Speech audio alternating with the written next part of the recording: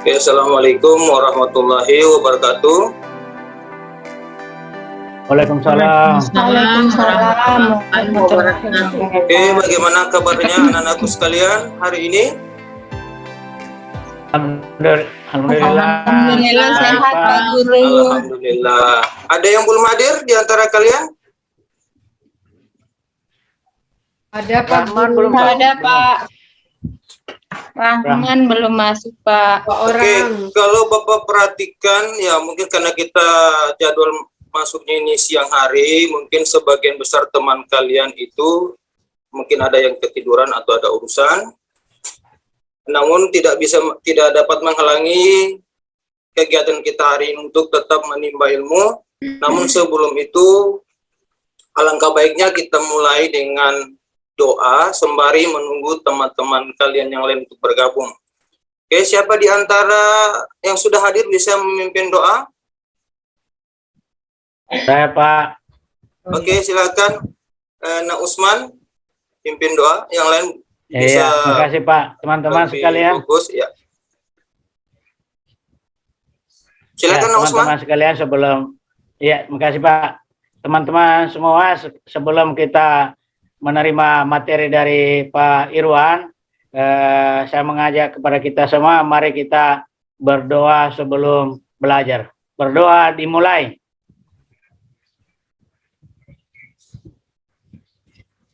Selesai. Terima kasih Pak. Ya, alhamdulillah wa syukurillah wa la haula wa la quwata illa billah. Di siang yang cukup cerah ini kalian masih bisa juga ikut bergabung belajar, walaupun sebagian besar teman kalian belum bergabung mungkin karena ada kendala. Namanya kita belajar jarak jauh seperti ini pasti adalah kendala-kendala yang ditemukan. Oke, sebelum kita masuk pada rangkaian materi, karena ini posisinya siang hari, mungkin ada yang ngantuk, alangkah baiknya kita awali dengan ice breaking dulu. Oke, siapa yang diantara yang perempuan yang bisa mimpin ice breaking, atau mungkin laki-laki boleh juga. Silakan, ada yang bisa memberikan semangat kita untuk belajar siang ini. Perempuan bagus Pak Guru. Perempuan Oke, yang silakan. pintar itu menyanyi. Nah. Bu Tuti menyanyi. Tuti Oke, speaking, Tuti Pak. Jamiarti mungkin? Dari perempuan. Ade saja Pak, Ya. Ade. Oh iya, silakan. Ade. Iya, ade. Ya, makasih teman-teman. Karena materi kita pembelajaran geografi ini dilakukan pada siang hari, mungkin ada teman-teman yang mengantuk atau tidak konsentrasi. Nah, di sini kita akan membentuk konsentrasi yang mana ada permainan tentang tunjuk jari. Nah, permainan tunjuk jari itu seperti ini. Kita angkat tangan, kemudian angkat jarinya, kemudian jarinya diputar-putar, kemudian arah mata mengikuti jari tersebut. Nah, kalau jari kita arahnya ke kanan, kita mengikuti ke kanan. Kalau arah jarinya ke kiri, kita mengikuti ke kiri. Nah, permainan ini misalnya saya bilang mata, kemudian ada yang tunjuk dagu, berarti dia belum konsentrasi. Nah, bisa teman-teman? Oke, kita coba. Sekarang angkat jarinya.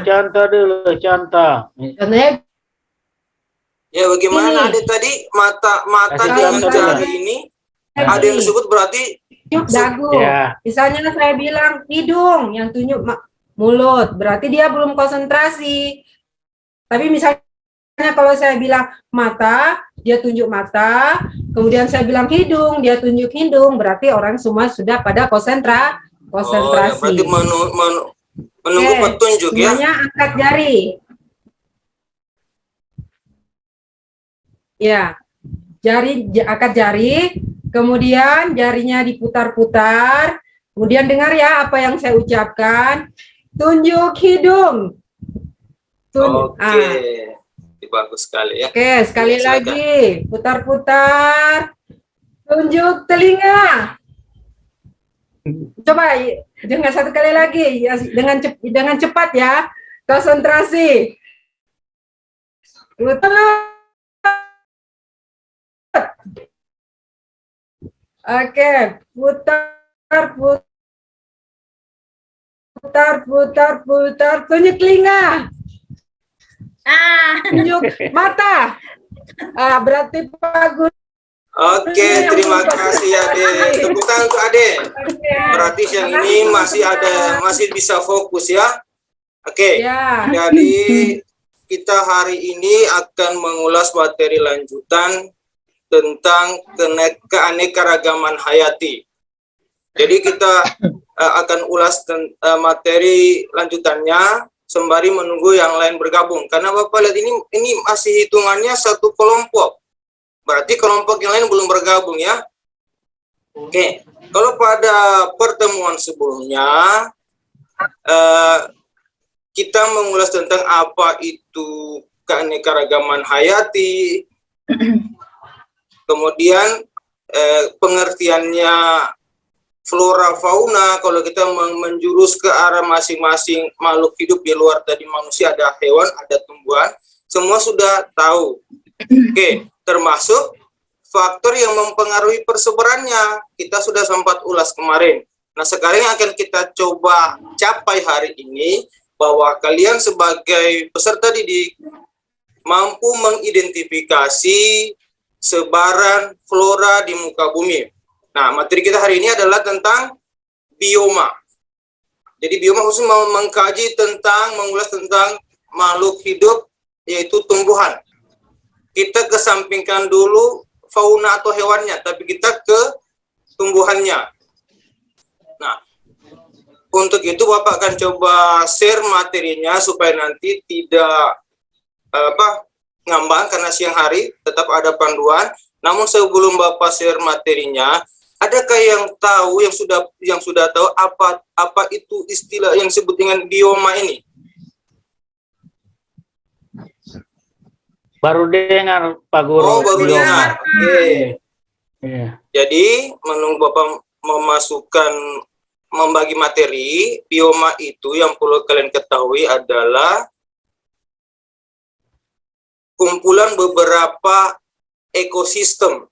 Nah, kalau dalam belajar biologi itu,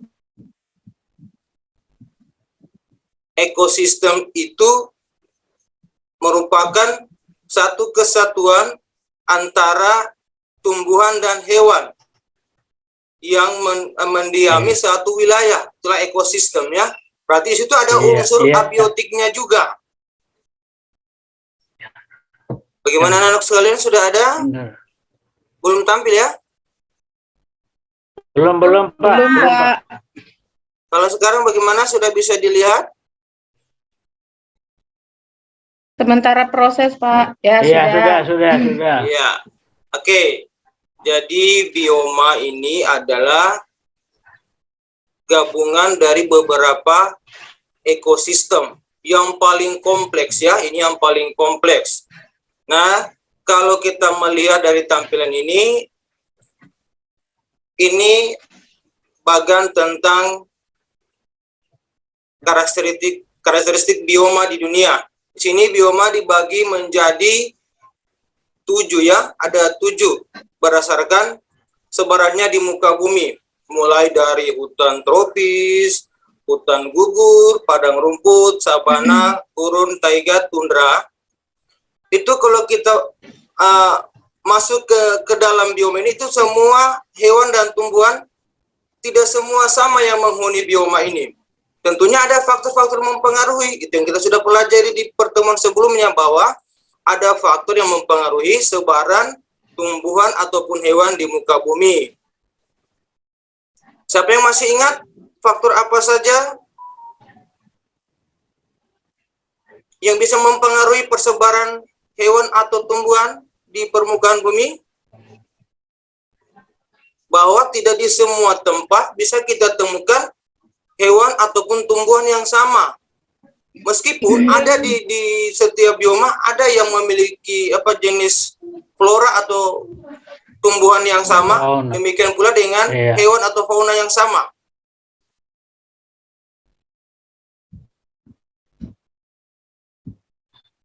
Tidak ada yang ingat? Mau Ya, silakan. tanya dulu Pak Guru, apa bedanya fauna flora itu Pak Guru? Oke, Hewan, kalau flora itu Flora istilah tumbuhan. yang digunakan untuk menyebut tumbuhan.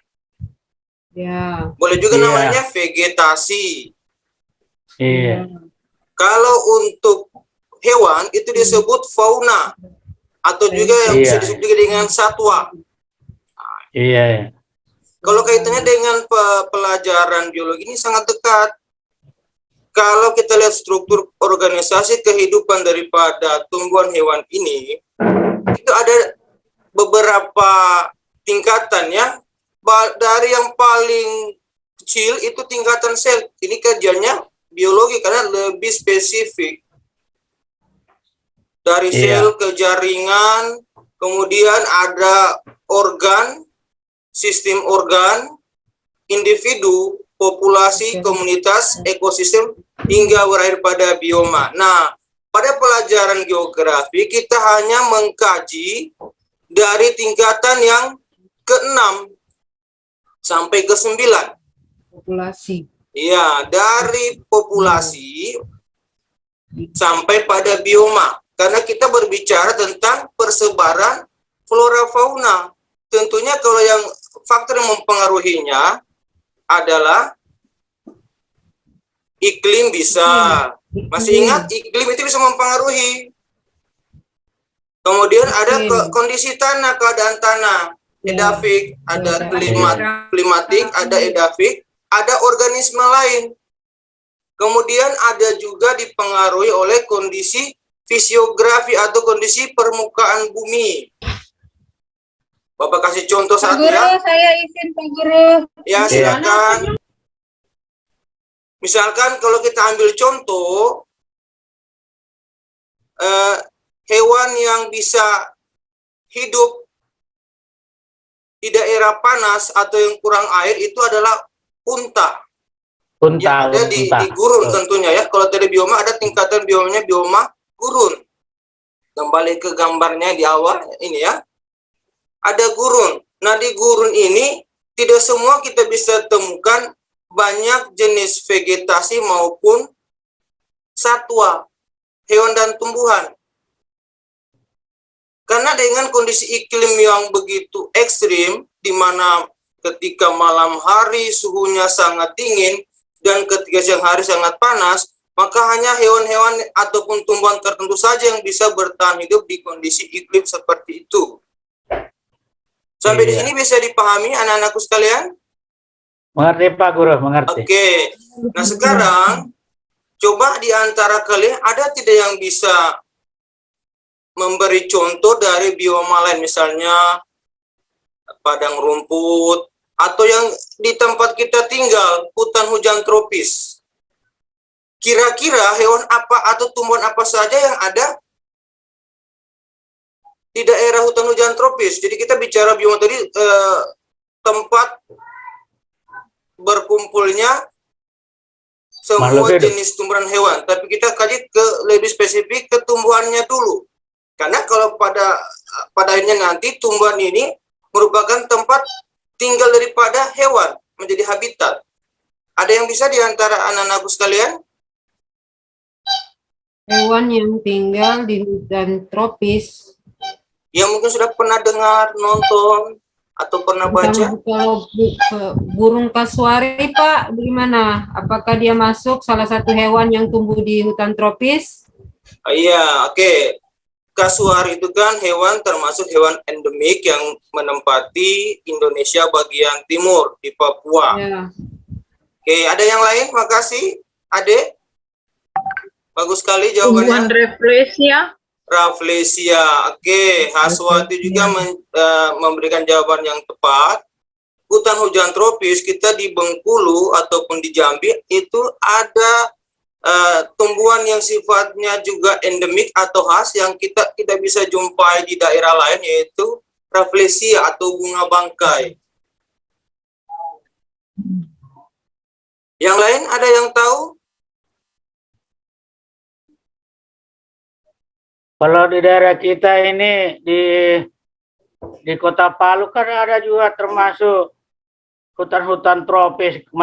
yang kita kenal bumi kaktus Tondo dulu kan di sana gersang sekali ya, gersang sekali, tidak ada yang bisa tumbuh. Tapi sekarang alhamdulillah sudah mulai agak hijau sedikit. Itu tergolong hutan apa itu? Kalau misalnya daerah kita di Palu ini, daerah Tondo itu kan dulu tanahnya gersang sekali tuh Pak. Oke, karena kita memiliki iklim semi arid juga, ya semi arid bersama dengan tidak sepenuhnya seperti di gurun, tapi panasnya kurang lebih mendekati gurun. Itu dikatakan semi arid yang ditempati oleh tumbuhan semak belukar, tumbuhan semak berduri, itu yang menempati wilayah daerah seputaran kampus Bumi Tadulako atau disebut bumi kaktus. Ya. Bumi kaktus, betul. Ya, kenapa dikatakan kaktus itu identik dengan gurun ataupun semi gurun, semi arid seperti kita daerah Tondo?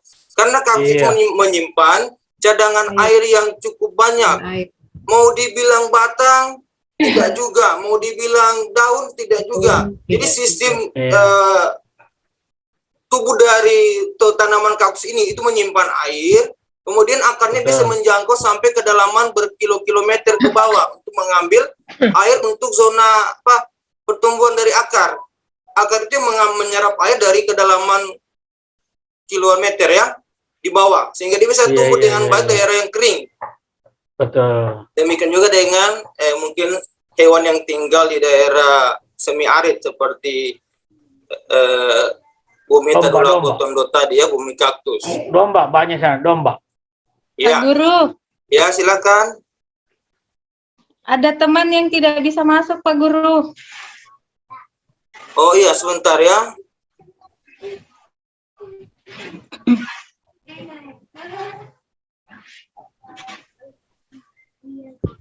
Nah, Guru, kalau pinus itu masuk gimana, Pak? Oke. Daerah dingin. Kalau pinus ya, Ada di Indonesia juga. Iya. Kalau kita ke bioma, kalau pinus dia bagaimana ciri-cirinya, Haswati? Kalau pinus itu? Dia seperti apa ya, mengkerucut ke berbentuk segitiga. Ya. Ada yang lain mungkin yang mau menambahkan bagaimana karakteristik dari tumbuhan pinus tadi?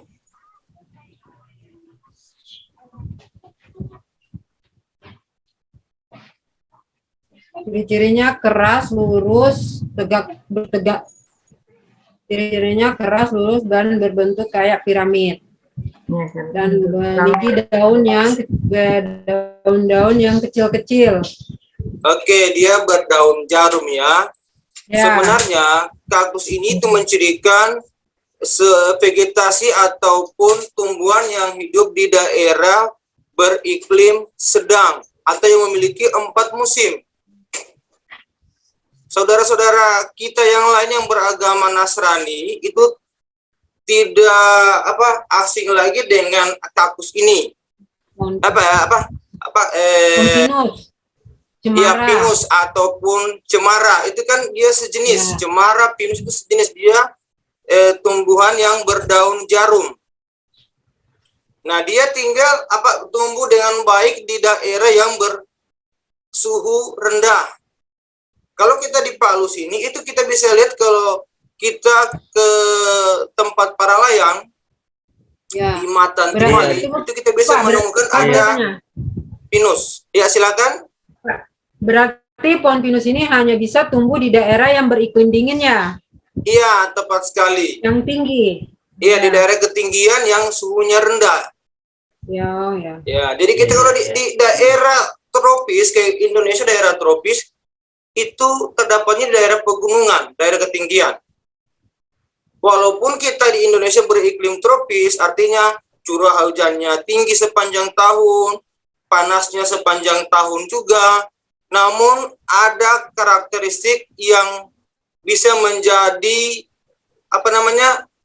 penanda bahwa tumbuhan tidak tumbuh di sembarang tempat. Berarti sesuai dengan Contohnya sesuai dengan karakter ya Pak? Iya, ada kan yang kita ulas kemarin faktor mempengaruhi, ada suhu, ada tanah, ada suhu yang merupakan bagian dari iklim, tanah, kemudian bentuk permukaan bumi kan ini di atas ketinggian. pegunungan. Karena kalau kita berbicara kaitan dengan fisika, ketika kita naik 100 meter, suhu turun sebesar 0,6 derajat Celcius. Makanya kalau kita ke Matan Timali kadang-kala makin ke atas kok makin dingin ya. Karena kita makin ke arah ketinggian. Setiap kita naik 100 meter, suhu menjadi turun 0,6 derajat. Demikian sebaliknya, kalau kita dari puncak gunung mau kembali ke kaki gunung, itu lambat laun kita merasa tiba-tiba suhu meningkat. Panas. Dari tadinya dingin sekali, ketika turun ke daerah kaki gunung, suhu kembali turun. Karena seperti itu tadi ya, perbedaan ketinggian tempat. Setiap kita turun 100 meter, suhu kembali naik. Ada lagi yang mau ditanyakan? Itu sama dengan di anu itu Pak Guru, di gunung di Kebun Kopi. Oke, Di puncak-puncak itu pagi-pagi itu dingin sekali itu Pak Guru. Oke, karena kita hari ini dibatasi oleh durasi waktu, maka tentunya untuk lebih mempertajam kemampuan pemahaman kalian, Bapak sudah share di classroom, itu ada materi, sekaligus nanti ada LKPD, lembar kegiatan peserta didik. Batas pengumpulannya itu sampai pekan depan. Bapak sudah share juga per kelompok, karena ada juga nanti tugas proyek, yaitu bagaimana kalian bisa membuat peta sebaran bioma atau sebaran tumbuhan di muka bumi itu, bisa menggunakan teknologi aplikasi tertentu, boleh juga secara manual. Jadi kita ini dikatakan semi online. Saya biasa, hambatan saya biasa, Pak Guru, biasa saya mau ikut online, tapi pulsa dataku tidak ada. Boleh saya store manual saja, Pak Guru? Oh boleh, tapi kalau bisa kan ini kan berkelompok, nanti koordinasi dengan teman sekelompoknya, siapa yang bisa mengumpulkan. Cara pengerjaannya pun nanti itu secara manual, boleh nanti digambar di saya di kertas, kemudian nanti itu difoto, kemudian kirim lewat classroom di kolom kelasnya masing-masing. Oke, sebelum kita tutup pembelajaran hari ini, ada yang bisa merefleksi kembali? Kita tadi sudah menyebutkan beberapa bioma, ada hutan tropis yang tempat kita tinggal saat ini, ada gurun, ada padang rumput, ada savana, ada tundra, ada taiga. Di antara yang belum disebutkan, ada yang sudah bisa tahu sedikit apa itu tundra misalnya, apa itu taiga?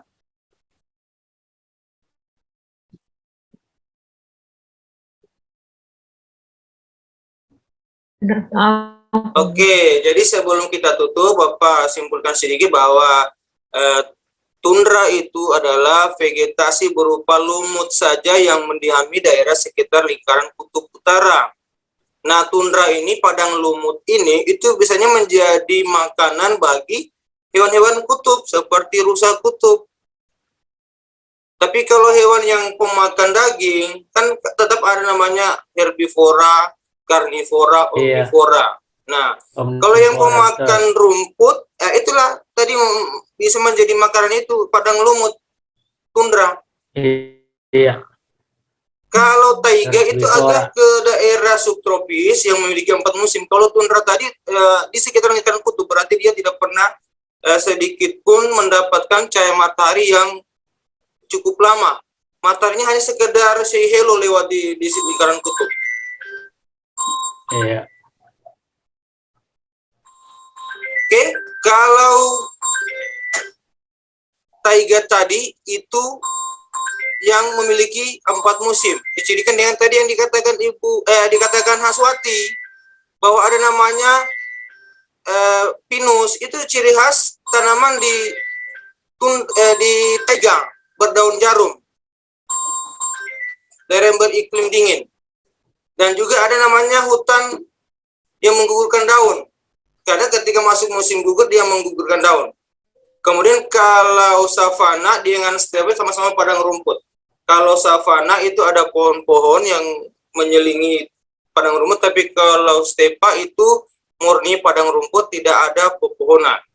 Jadi ini tambahan penutup dari Bapak. Jadi kiranya untuk memperdalam materi kalian, silakan nanti dibaca kembali materi yang Bapak sudah kirim di Classroom. Kemudian dikerjakan tugas LKPD-nya secara berkelompok.